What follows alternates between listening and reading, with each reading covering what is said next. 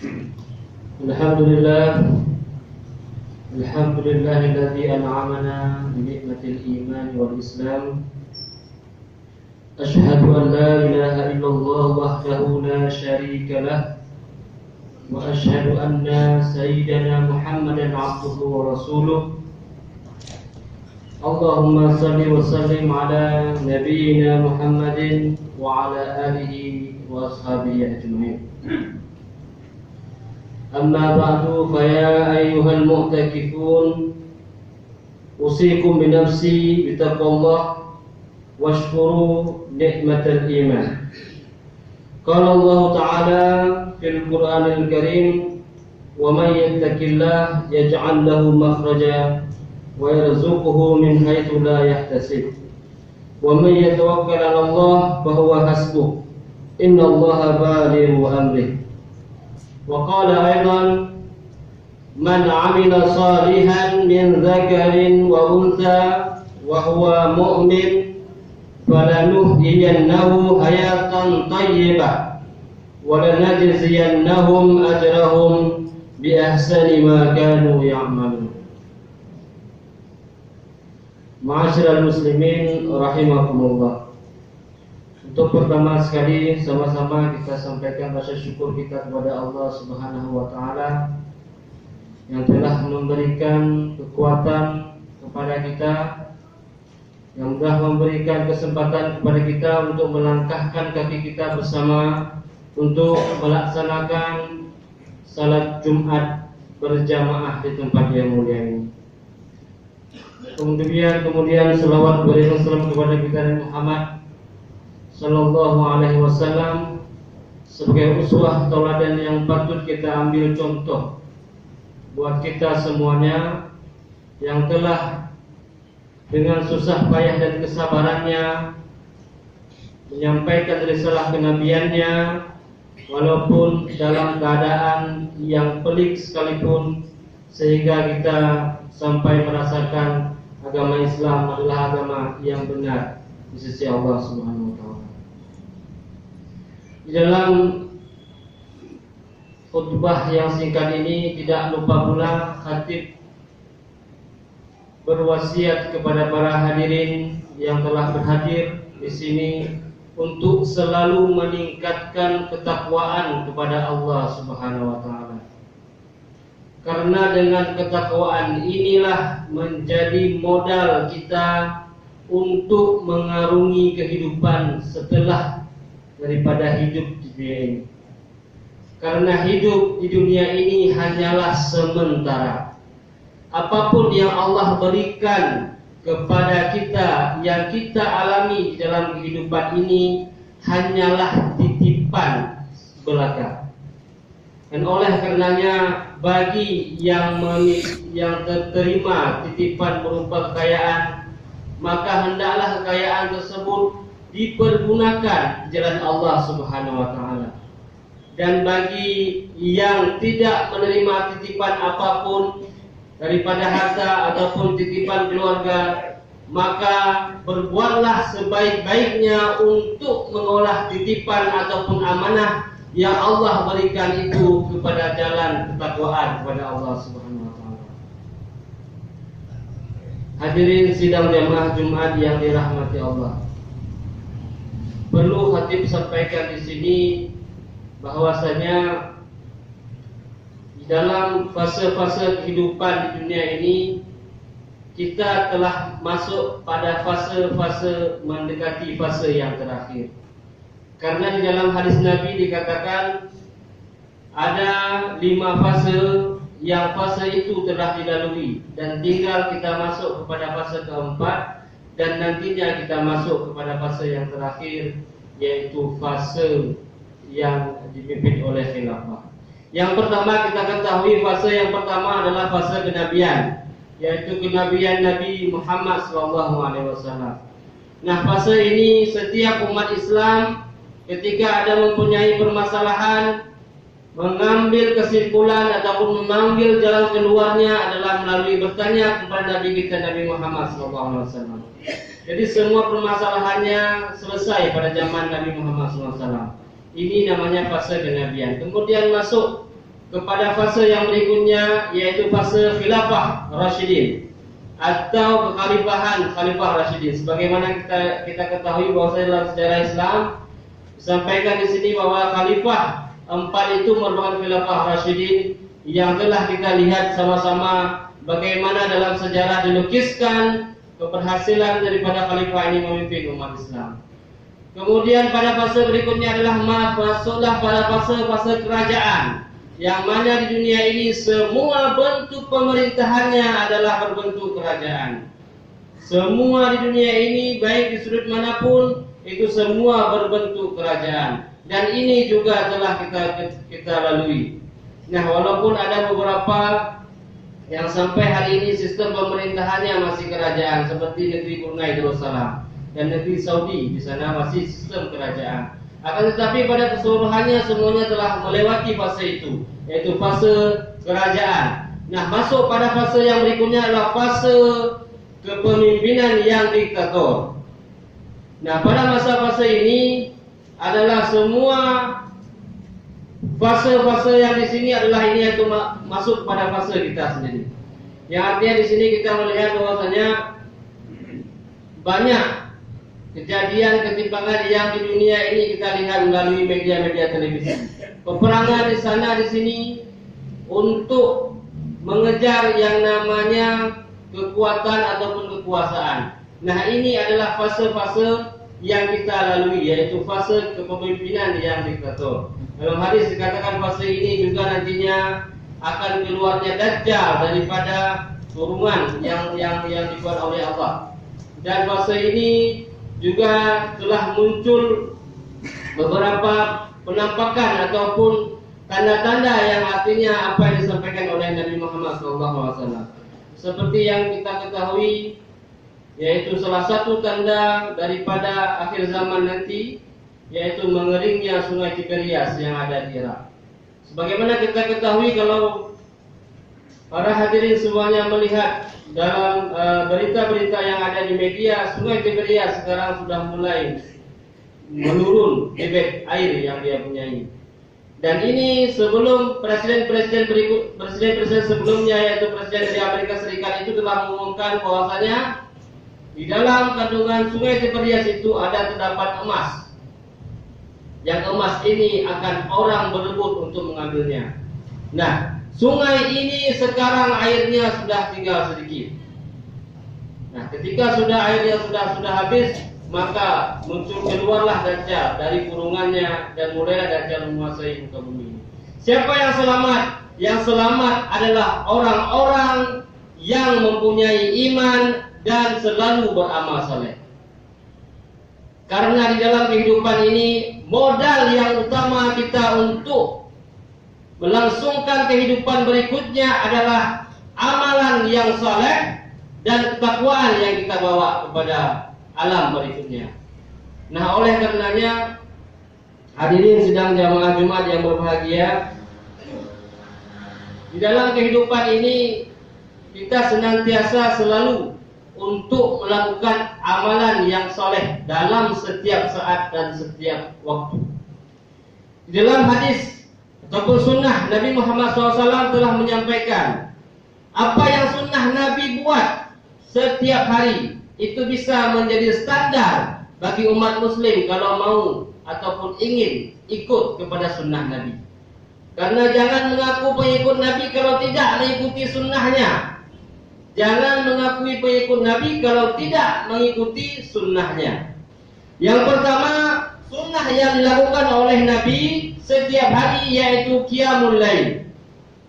Sebagaimana kita ketahui, Nabi setiap malamnya melakukan salat malam. Dan sunnahnya setelah melakukan salat isya hendaklah bergegas untuk beristirahat. Karena kenapa? Kalau sempat kita beristirahat cepat, maka insya Allah untuk qiyamul lail pun tidak ada halangan. Tidak ada permasalahan untuk di pagi hari untuk kita mencari ma'isyah ataupun kehidupan di pagi hari. Itu yang pertama. Kemudian sunnah Nabi yang berikutnya adalah senantiasa Nabi setiap harinya melakukan salat duha. Ini sunnah Nabi hari-hari yang Nabi lakukan. Nah, ada orang mengatakan bahwa sunnah salat duha ini adalah mendatangkan rezeki. Nah, dalam hadis dikatakan Salat duha ini adalah sedekah daripada kesehatan badan kita yang kita pergunakan setiap hari. Sedekahnya adalah melakukan salat duha. Jadi senantiasalah sama-sama kita melakukan salat duha untuk menjunjung sunnah Nabi Muhammad SAW. Yang berikutnya adalah bersedekah. Nabi senantiasa setiap hari melakukan sedekah. Pernah kita dengar cerita ketika ada seorang tamu datang ke rumah Nabi Muhammad SAW. Nabi bertanya kepada istrinya, "Wahai Siti Aisyah, apa yang ada di rumah?" Kata Siti Aisyah, "Tidak ada apapun, wahai Rasulullah." Nah, jadi bagaimana langkah berikutnya adalah menawarkan kepada para sahabat siapa yang mau mengkhidmah tamu ini, yaitu tamu daripada Rasulullah SAW. Maka sahabat pun berlomba-lomba untuk mengkhidmah tamu daripada Rasulullah SAW.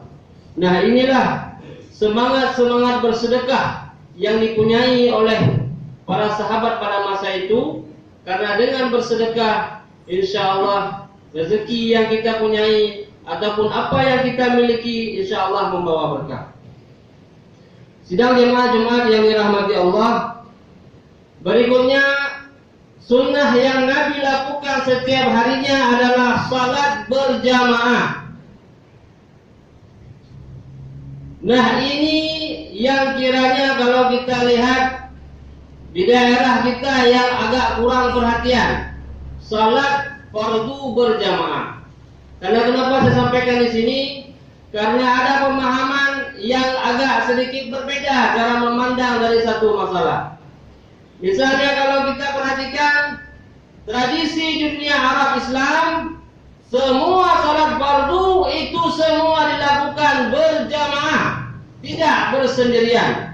Malahan kalau ada orang yang rumahnya di samping masjid, itu tidak sah salatnya kecuali di masjid.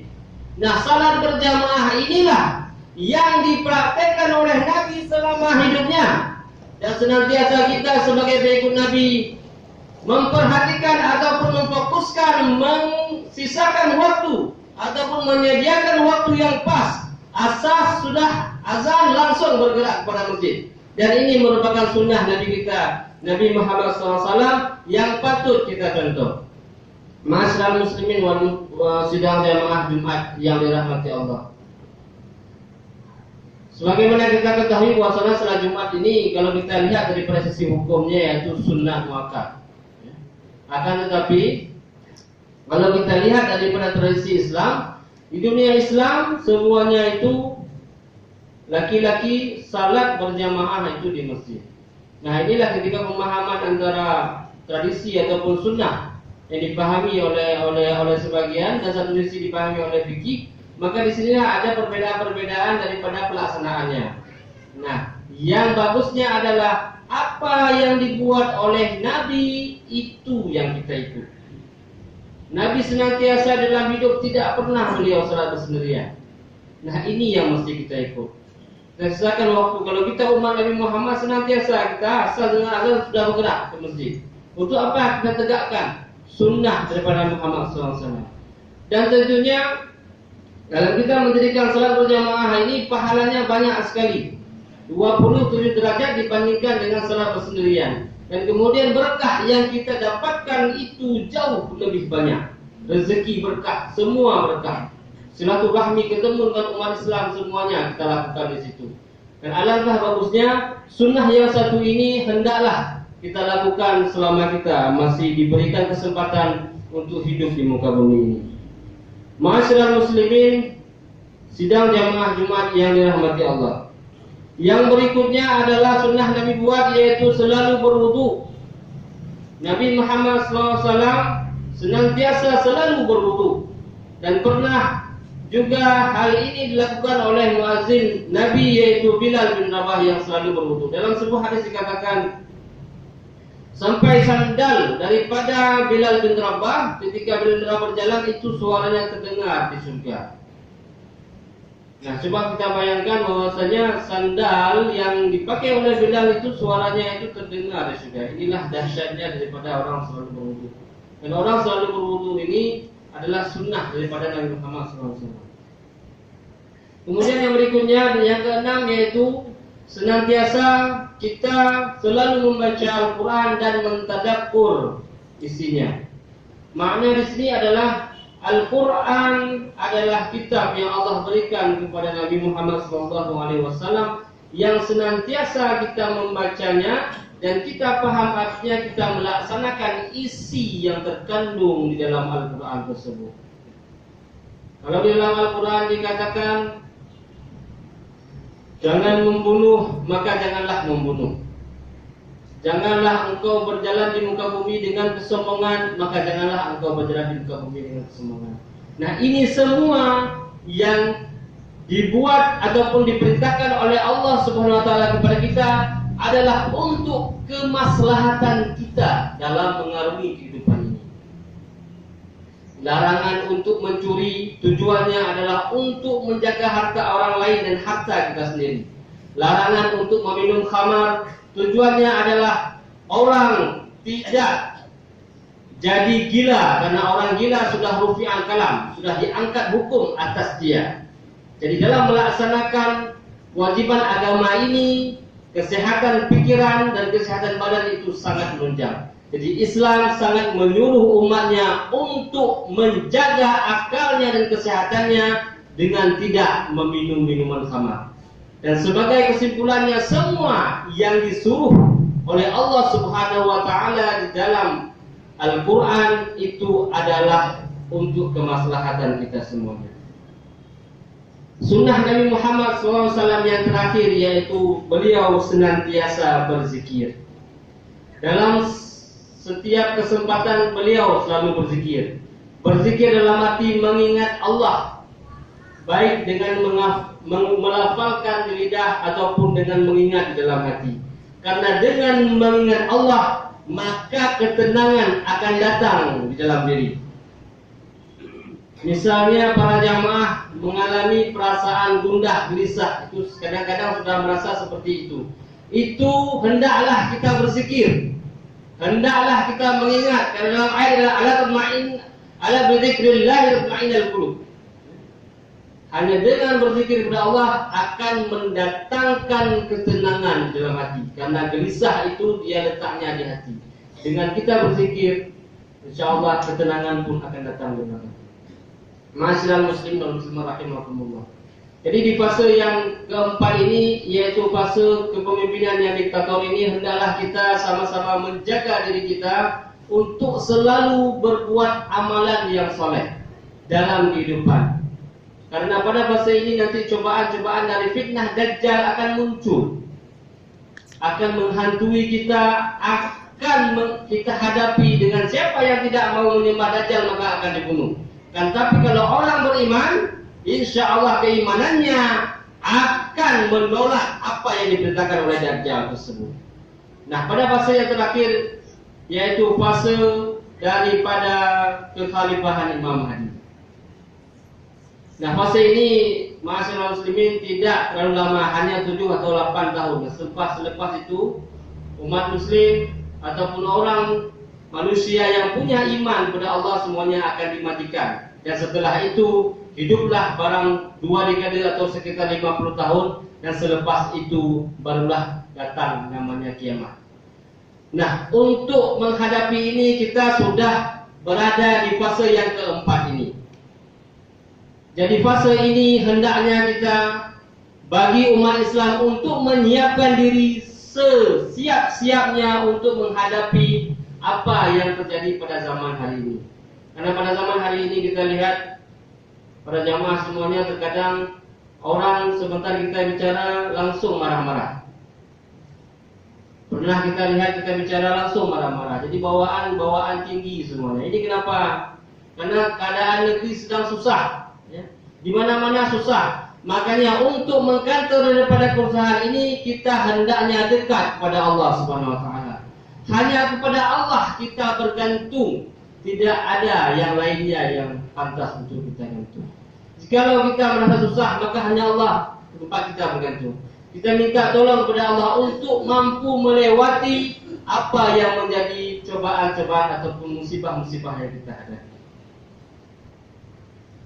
Ma'asyiral muslimin sidang jemaah Jumat yang dirahmati Allah.